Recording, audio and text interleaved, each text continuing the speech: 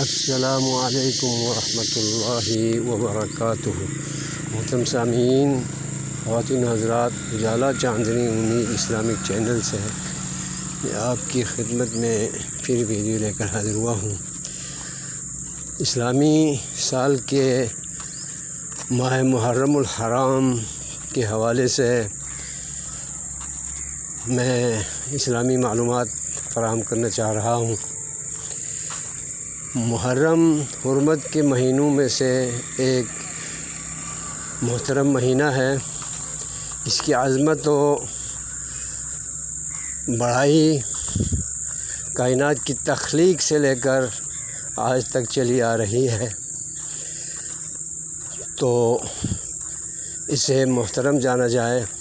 حرمت کے مہینوں میں اللہ نے اپنے بندوں کو حکم دیا ہے کہ فلا تظلموا فیہن انفسکم، اے انسانوں، اے مسلمانوں، اے نبی آخر الزمان کی امتیوں، حرمت کے مہینوں کے بارے میں جو کہ ذوالحجہ، محرم، صفر اور رجب ہیں، ان مہینوں میں بالخصوص اللہ کی اطاعت کے کام کرنے ہیں، اور جو گناہ ہے، معصیت ہے، سرکشی ہے، بغاوت ہے، توحید اور سنت کے خلاف، اللہ کے قرآن اور نبی کے فرمان کے خلاف کوئی کام نہیں کرنا ہے۔ لیکن ہم نے بہت بیوقوف مسلمانوں کو دیکھا ہے جو ایک تو حضرت حسین رضی اللہ عنہ سے جوڑتے ہیں محرم کو، یہ بھی غلط ہے۔ حضرت حسین کی شہادت تو 60-61 ہجری میں ہوئی ہے، اور محرم الحرام کی حرمت اور احترام کائنات کے آغاز سے چلا آ رہا ہے۔